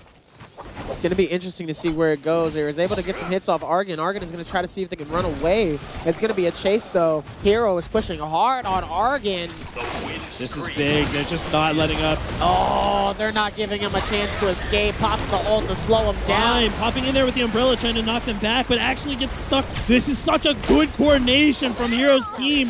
Wow. Launching the triple ulti into the Viper.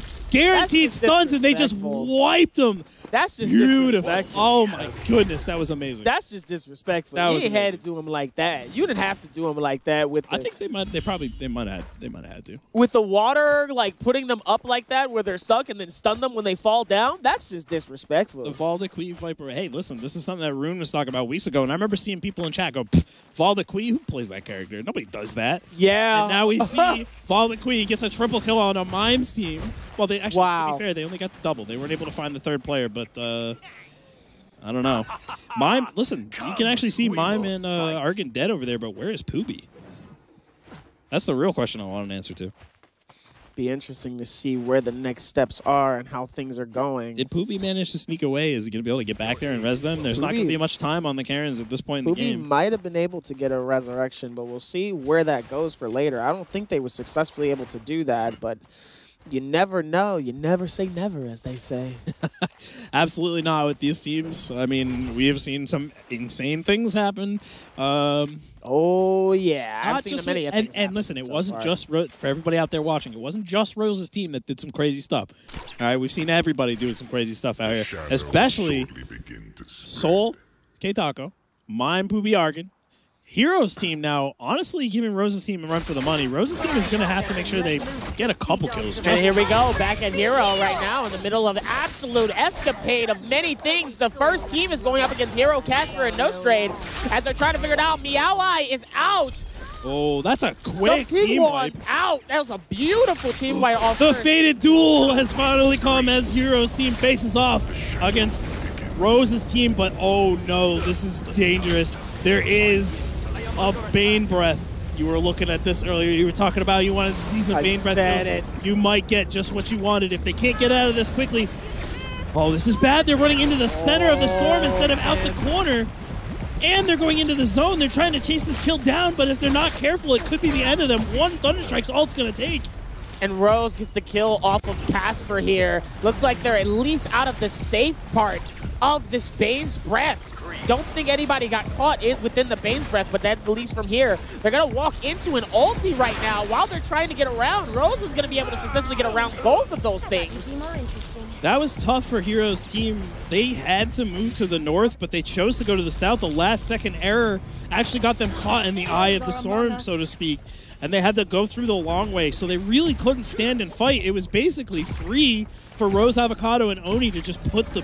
I mean, they put them under the pressure. There's nothing they could do there. That was excellently played by Rose's team. I know we just got done saying everybody else is doing a good job, but... I mean, let's not forget why they're in first place. I mean, in front of a Bane's Breath, though, is also the thing to be able to time that and understand that, yo, we need to get out of this particular situation. Because if we stay here, it's not going to be a good look for us. But then also being able to pick up the kill to an eliminated team is also very, very impressive. And Rose, with an insane ulti at a good timing level here. Beautiful parry on Catch, throws him off a cliff and starts going. What is absolutely this ham on combo? Catch. Using the elevation to get the triple uppercut into the launcher. No connection after that, just barely missing because the cliff interrupted that combo. But that was huge. The ult coming out in the meantime from the Matari now. It looks like Rose actually does have the Phantom Step. A big parry there coming out from Avocado, knocking two players out. The Soul Slash now coming out from Avocado. Avocado, Oni This is and Rose huge. are Catch is low. taken out. They're so low. Oni is Ski picks up Avocado, and Avocado Rose, Avocado, and finally go down. Oni's team. Ski gets his revenge from last game after he almost wiped them out. Finally taking out the Tyrants. Finally done, but at what cost, as they are now stuck in the zone. The Cairns ticking down with one remaining player barely left alive as he makes his way to the edge. Poobie left to claim the spoils of this fight. Absolutely insane. The desperate plea to eliminate the #1 seed right now. Right now, this is anybody's game that is Gotta be within the feeling good. top 3 right now. If Listen, there are top 3 that are still alive, there They is might a be able shot to do at it. this. They might be able to do it. We saw that score. That was a huge deficit, but man, this game has been insane. Some of these teams have pulled off an incredible kill count already. It's never too late. What did I tell you, though? Did you see the desperate attempt to get rid of the top seed? And they were willing to risk their own lives to finish them off? It's like they had a point to prove. That was amazing. They was willing to risk it all to get rid of this team. Speaking of The team with all the heart, Kate, Taco, and Soul, now being chased down by Sen Lutz, who, against my better judgment, I have to root against. Here we go. It's time for that other fight here. Meza, FGC is going to try to see if they can get them hits off. K-Taco is going to pop their ult and run, and now it's time for the chase, ladies and gentlemen. We're now in a full chase, front and center. Meza's cam all over K-Taco. They're shooting at him, which is slowing them down when they should just be trying to keep up with him, because you cannot hit Tarka-G while he's running with his ult. With any sort of ranged weapon, it automatically deflects all the projectiles. If he stops to heal, you can hit him, but he hasn't stopped. Oh no, Booby's now getting caught in the crossfire here as this team has been chasing down K-Taco, who did finally manage to create some space and get away from them. But now Booby's in a lot of trouble, and Booby also doing a huge work for his team, getting now into, I don't know, top 4, top 5 here, only 10 players left alive. And after all the kills they got in Celestra, Pooby staying alive this late, picking up a kill on the Skis team while they were out in the zone, cleaning up from the end of that fight with Rose's team. This could be huge. Pooby might do it all for his team if he could just stay alive and get 1 or 2 more kills. Gold shield, purple katana, purple bow, looking really good in terms of his inventory. It looks like he has some heals. Going to try to see if he can recover both his heals and most likely repair both of his He's only got some weapons. Look at his heals, though. He is running on kind of a poverty economy here, as he only has the light heals, very low on money as well. Not a whole lot of options open to him here. He's going to have to be very careful. He really needs to vulture a third party and just pick up some goodies on the way, because he wasn't able to loot up after that fight. He had to get out of the zone, unfortunately. Nothing really left for him. It's going to be very, very interesting to see how this works out in terms of everything going on here. Very impressive with this team. I'm still thinking about the fact that a team was able to sacrifice their whole agenda to try to win in order to get rid of the #1 seed. That has to be some of the most craziest plays. Skeet was able to survive it, but at what cost? Because then that next team came in and just was able to finish it. But it wasn't even the next team. It was the circle that got them. It was the circle. Listen, every time we have one of these games, we have no idea what the storylines are going to be, and every time it's something else. All these moments culminate in something really incredible, which is the Morus Cup finals that we're watching unfold right here in front of us. This is some of the craziest stuff I think I have ever watched in this game. And now we're coming down to what is going to be the final zone as we finish Zone 3. Actually, it's potentially that we could get a Zone 4, but I don't think it's very likely. Not with the way this game's been playing. I mean, to be able to do like the whole shebang of how they were able to figure everything out and get stuff done the way that they were trying to figure it all out. It was a very tough situation, but even for just the way that that ended was still something that even Rose and them can go, we pretty much have this in the bag. Even if they still end up taking top seed, we still got second place. But now they're sitting there, and I know they're just like, oh my goodness, like, yo, we played a heck of a game. We put in a lot of work. I'm so proud of this team. They're probably saying GG's to each other. They're probably feeling real good right now. They're sitting back, they're sitting back, drinking champagne, watching the rest of this game. They vibing right now. They're like, we're good. Anything else that happens, we're good. We put up our numbers. We put in our time. After that, what else we got to do? Speaking of the final battle, it is beginning to unfold in front of us as Sen loses team. Now engaged with 4 Allen Lords, another team that we can't discount. Wow! Maybe taking first or second place. This is absolute chaos. We've got a couple solos left that are just kind of skirting the fight. These vultures need to be ready to take the opportunity. They got to jump in here. McFlurry going down there in the meantime, though. McFlurry has out. Sen Lutz is very low on HP, but has a high level of shield here. Gonna try to see if they can pick off that next kill, but it's unsuccessful, and no! Sen Lutz gets picked up by the double right click there from Pharrell. Lord, and Yuchuk goes down too, winning the 2v3 as McFlurry went down very early in that fight. But are they gonna be able to heal him up and get back ready to fight before the next solos show up? If you're a solo, you better be paying attention to this. You gotta get in there and stop them before they're able to heal up, but it's already too late. They're gonna be back at full strength and looted up from the team they just took out. And this next circle is about to spread here, so they got plenty of time in order to get to the next one. It is now 6 people alive. This could be a 3v3. This could be a 3v2v1. We know who's left. We know it's Pooby. We know K-Taco's still alive. We know. Look at Pooby hiding out over here. Pooby chilling. Look at Pooby. He's in the EU spot. Pooby. This is the EU spot. Get out of the corner. Pooby. No, Pooby, stay in the corner. Pooby. No, Pooby, stay. Get out the ball. Don't listen to him. Get out the ball. Get out the corner. You got to stay down there for now, Poopy. No straight. Strayed. Look One at of No our Strayed. last remaining players. We know. All right, this is a weird situation, okay? Because if you're a solo, you don't want to be the first one. Oh, to no, engage they're on chasing. They're chasing. They already know where number 12 is. We literally see them being chased outside. No Straight's just chilling like, hey, how y'all doing? Y'all good? I'm going to let y'all go ahead and do this. I'm just going to chill back here. I'm going to vibe out. These solos, these 3 solos, No Straight, Poopy, and K-Taco need to work together. Wait, hold on. Shh. What's that? What's that sound? It's quiet right now. It is quiet. That's what No Straight's hearing right now. No Straight's just like, hey. Do you think he hears like the Metal Gear music in his head right now? I don't know. I don't know. I'm actually curious. I'm curious on like if he even hears that right now. Meanwhile, number 12 and their whole team is trying to find where Poopy is. Poopy is way down at the bottom like, I'm not here. I don't know what you're talking about. It is going to be hard to find him in there, but man, listen. What I'm trying to tell you is that these 3 players, No Straight, K-Taco, and Poopy, need to team up if they have any chance of taking this team out. But what do you do if you're a solo and you know your only other teammates are people that can hit you while you're in the middle of the fight? Are you going to really be the first person K-Taco is also alive too. K-Taco better be careful because he's about to walk right into him. You better be careful, K-Taco. You better look around. Here's the thing.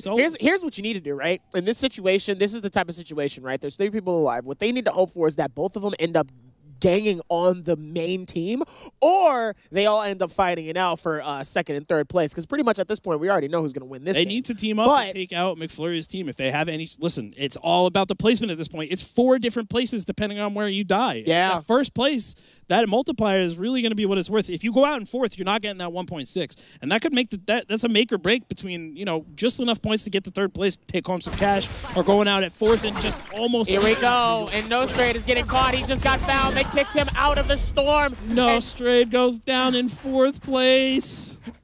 No Straight tried as best as possible to try to stay alive here. The other teammates didn't even bother to try to move or boogle. Q-Tip is up top. Goes for the first one. K-Taco, what are you doing?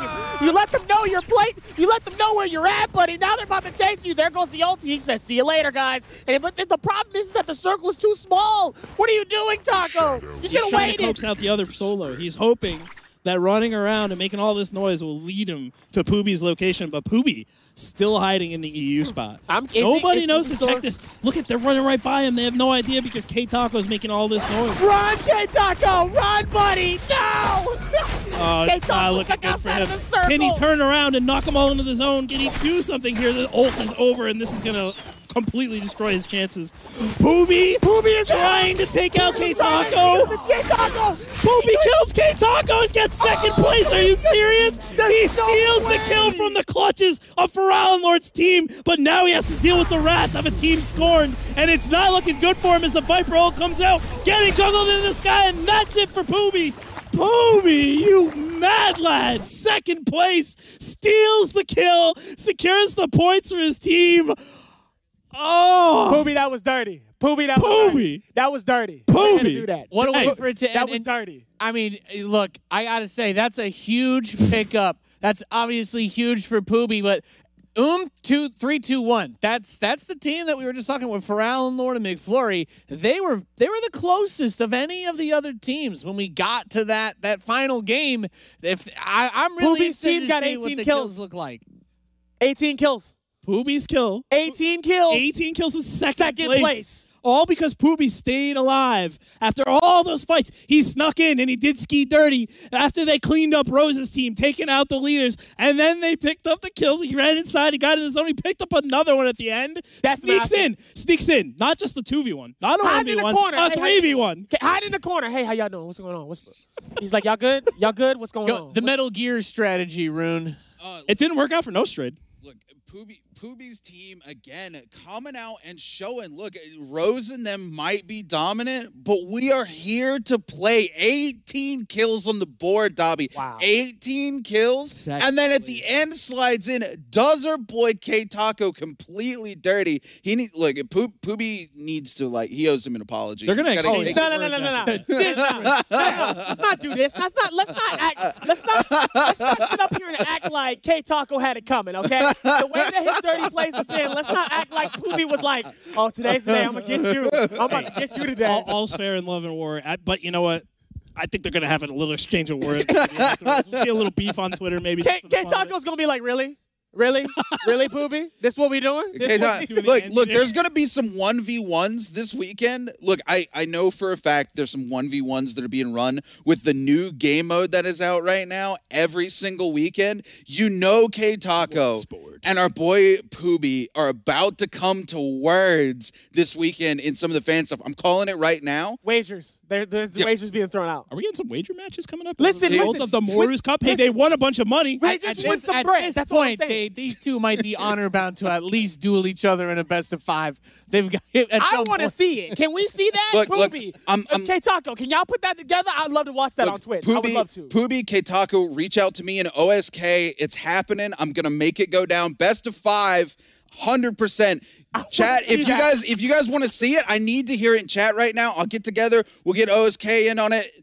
Best of 5. Poobie and K-Taco. I want to see that. I gotta see that. Yeah. Just an incredible performance, and it was. I won't lie. They were second place going into the final round. They did manage to take Rose's team off the board.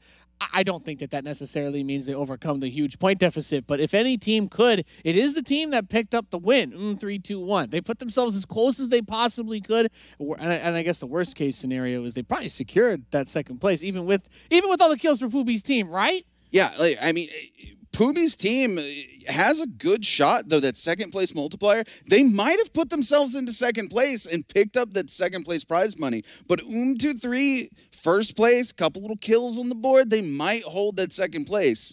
I gotta see this leaderboard. I don't know. I gotta know, man. I'm way too nervous. You know what? It's really nice. It's very chill. It's been very cool in the studio. I haven't been sweating. Yeah. But now that I'm thinking about the way that this one has to end, it's starting to come out a little bit, and I don't know. I don't think there's going to be a huge switch up, but the potential for that Poobie steal to end up having that huge level of impact, getting the multiplier absolutely up, legendary. that's exactly the kind of, as you just said it perfectly, legendary stuff. You never know. But can I say this? It's happy to have you guys in the studio. I'm gonna be honest with you. It's really happy. It's been awesome. Having all of us together. To see you guys here, to be able to just be like, "Hey, buddy, how are you?" To like say what's up and say hi and hug you. There's people. And just it's real people. It's person. real people in people 2021. We're here. You know, it's nice. Just to be able to get together, have a beer with you guys, like, this is huge. This is the dream team, if there ever has been one for Naraka casting. You guys, like, again, I can't get over it. The imagery of Dobby just coming in, that last little bit, like, the soup was perfect, but we were all tasting it. And we were like, there's one little thing missing, and Dobby just comes in and he's like, just a little pinch of spice, and he's like, I got you. He's salt-based, and he walks by. Dobby doing this like Rose did everybody in the solos lobby tonight. He definitely did. Rose was making people salty, that's for damn sure.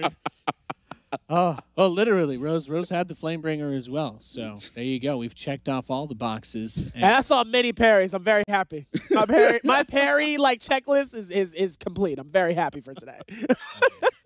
Oh yeah, as we await the final results, of course, it's been a really awesome season. But I think it's important to point out this is only 2 of 3.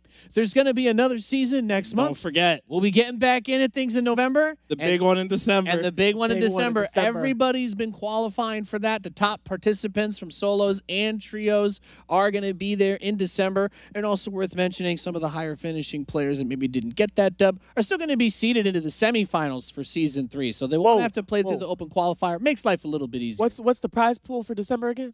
Hey, what was that? I do believe that prize pool is $100,000. I'm just letting you know right now, if you have any inkling to play Naraka Blade Point, now is the time for you to start getting ready to play the game. Today's the day to download the game. Right now, get good, get in these standings, so that way you can compete and qualify for a chance at $100,000. That's all I'm saying right now, because you just saw some of the best, and that could be you. That's just there's still one more open qualifier for season 3. Open qualifier. That could be your name. We could be talking about right now next season. We got 2 weeks off. We're going into a 2-week break before we come back for the next season. That's 2 weeks that you have to call up Rose and be like, yo, I'll give you $50 if you train me right now. What you doing? Guys, I've got some news. We have the standings. We have the final standings for the trios for season 2 for our grand finals. And here they are. Athena's Spear taking first Wait a place. minute, though. 3, 2, 1.